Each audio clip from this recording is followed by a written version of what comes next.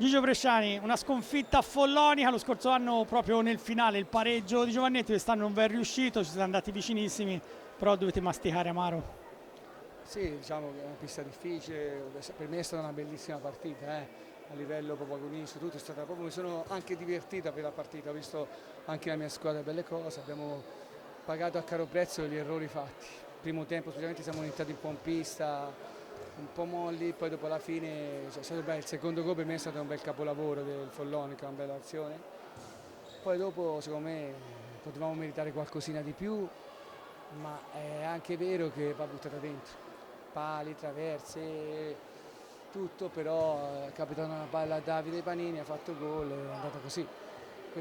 Però è questa la squadra che voglio vedere, la stiamo lavorando bene, stiamo andando bene, stiamo crescendo. Non penso sia una pista facile questa, perciò penso abbiamo fatto bene, abbiamo inizio campionato molto difficile e bisogna lavorare. Stiamo lavorando bene, per forza arriveranno anche i risultati.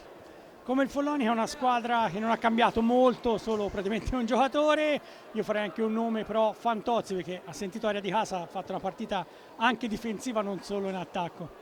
No, ma Andrea sta giocando bene, ha giocato bene anche a Trissino, è un giocatore che è molto esplosivo, è molto dinamico, ha delle doti, pattinaggio, tecnica, tutto impressionanti.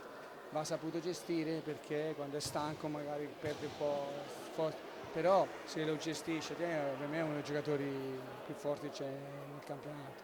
Gioca bene, come gli altri ragazzi, siamo 8 giocatori, stasera non ho fatto giocare Liam perché è tornato un po' dalla nazionale, diciamo un po' giù, però questa settimana si è allenato un pochino meglio, avrà anche il suo spazio anche lui perché per arrivare in fondo bisogna essere per forza in 8 perché se questo è il ritmo delle partite è bello ma è dura.